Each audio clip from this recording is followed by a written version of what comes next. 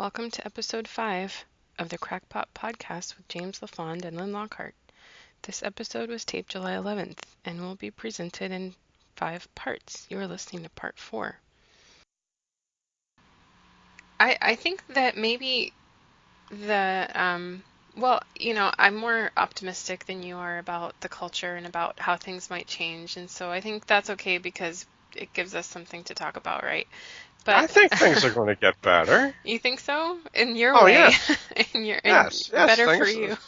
things, things are going better for me every week, every month, Oh, good. I'm happy every year. happy to hear that. I like that. And if the Harm City Hood Rats take the Murder Bowl this year, hmm I get to be on top. Yeah. Well, what I'm trying, and I wish you great success with that. But what I'm thinking is, is it possible for there to be a reconciliation between a renaissance, let's say, of the working class, if manufacturing improves, comes back to the United States, and I hate to go political on you, but I think Trump has a real soft spot for the working classes, and I think it shows, you know. Well, he probably does because he's been involved in construction. Yeah. Sure, he's had, thousands of experiences with guys like Big Ron, Right.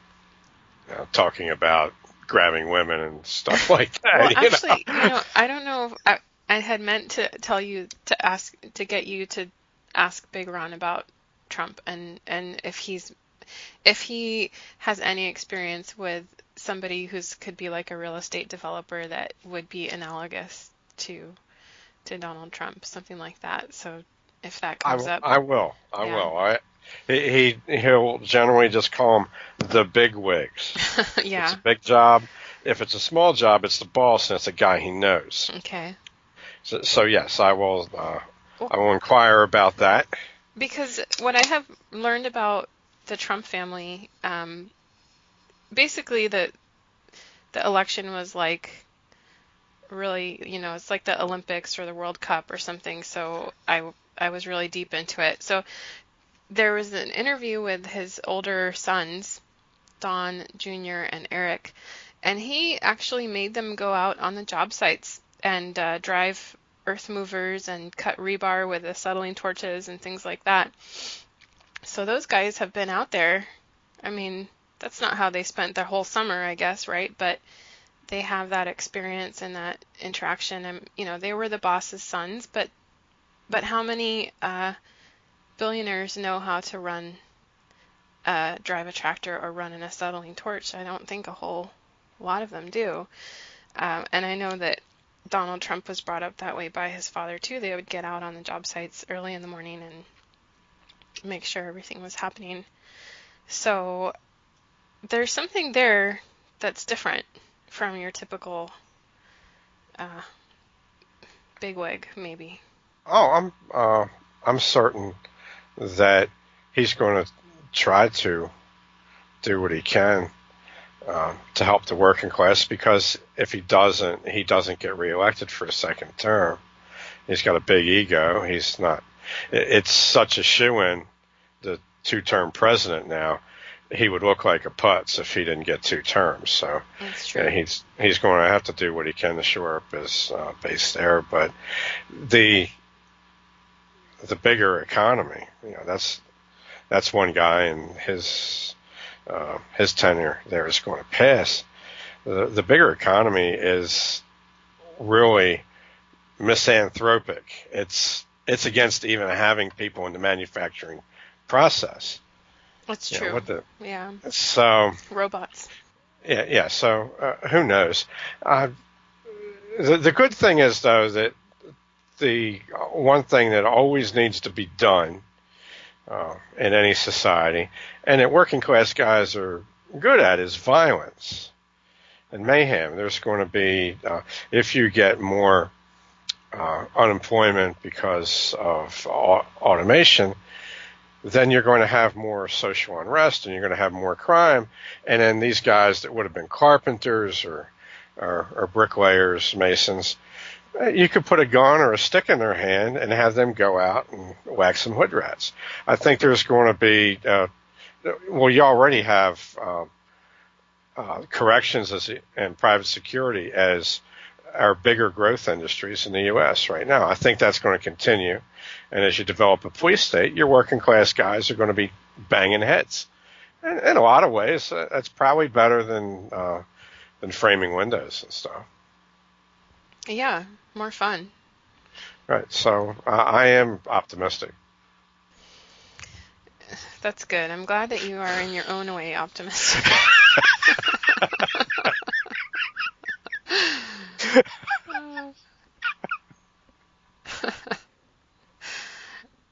It's like a different country. You know, Baltimore it's just its own unique place, and there are pockets of that all over, and it could spread throughout the whole land. But you've had comments from La Mano. Yes, he's very good. I like getting stuff from Lamano. Yeah, saying, reminding us that there are large portions of the country that are still kind of like old-fashioned America. I was in some of those portions of the country. Saw 2 law officers in 13 days. One of them was just out socializing. He was the only law officer in that town. And the other one was a state cop running a speed trap. That was it. Yeah. There was no need for it. Last night when I got off the bus, an uneventful bus ride, there's about 5 of us on the bus. I get off, there is a greasy-looking Latino guy. Looks more Spanish than South American. Maybe he's one of the Hondurans. I don't know. He's definitely not a Salvadoran. He's sitting under a bus shelter with this white hooker smoking crack. Oh. And then there's this white guy sitting next to the white hooker who is holding the crack pipe for this black hooker who looks like she's 12 or 13. And she's wearing almost nothing. And she's sucking on this thing, and it's lighting up. It's this blue glow. And I get off the bus with 2 girls that work at the Walmart, and the tall, pretty one is just freaked out. She sees this. She's afraid of everybody. She's afraid of me. Her head's on a swivel the whole way out. I actually took my time walking to work because I didn't want to spook her by gaining ground on her. So I let her stay well ahead of me. And the other one, the skinny little one that weighed about 90 pounds, she was really brassy. She walked in the street blaring music from her smartphone, screaming rap lyrics about killing her people. Wow. And so she had a different strategy.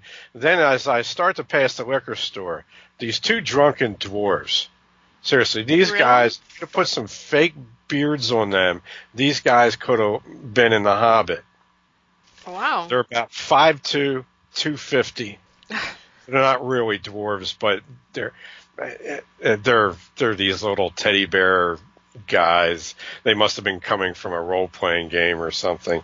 And they had their man beards on, and they were trying to catch a bus in the middle of this secondary street where no bus has ever run before. And they're asking me where to get the bus. And I told them to go back down and stop where they saw the crack addicts smoking crack and then stand there and wait for the bus. That would have taken them all the way down to the ghetto at Sinclair and Moravia, and they would have been scrubbed from the gene pool right there. Oh, but my gosh. The other twerp that wasn't asking me, he was on his phone, and he managed to get an Uber ride. Okay. So my dastardly plan did not bear James. strange fruit. And the pretty girl made it all the way out to the Pizza Hut, still being very vigilant, and she looked like she could run. She was maybe 6 feet tall. Oh, wow. So I felt pretty good about her chances.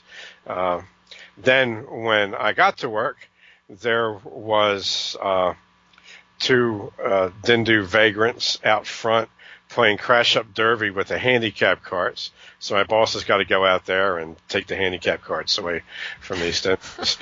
And they were pretty tame, and he's a football player type redneck. They could smell it.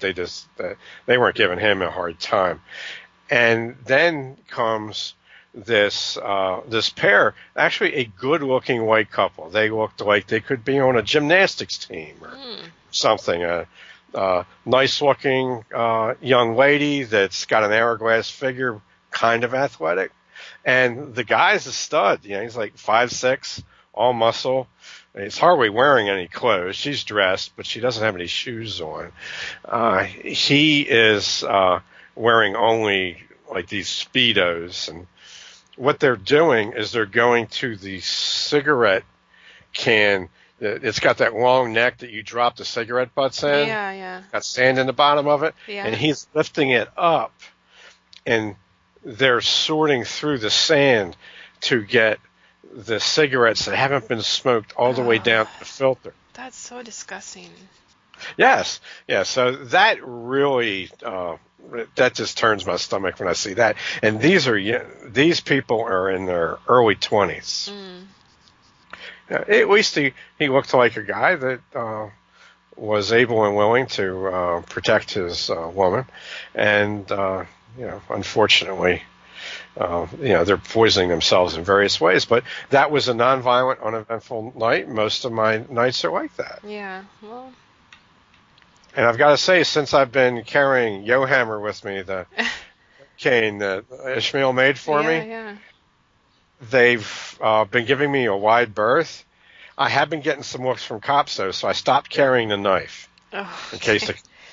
And I'll probably start carrying a knife again when I get back into crippled mode in the winter when the cold comes back. But for now, I'm feeling pretty good. I'm training every day. I'm feeling real confident with Yohammer or the T-cane when it comes to dealing with any brigands out there on the street. So happy to hear that. Yeah, so it's looking good. I really enjoyed my walk to work last night. The extended bus service allows me to go into work later, cut my hours even more, and thereby reduce my income and do my part to starve the evil economy. Yeah, I remember you put a video to that effect up from Varg that we should all just drop out, go galt. Well, he wouldn't put it that way. I'm hoping that something happens to send Baltimore into a tailspin so I can actually see cannibalism on the street. Big Ron and I have a bet on how long it's going to take before people are getting skinned and barbecued in the street once the welfare distribution stops. Yeah, and then they'll develop a taste for it, and then you've got riots in 3 days. Thank you for listening to Part 4 of Episode 5 of the Crackpot Podcast with James LaFond and Lynn Lockhart.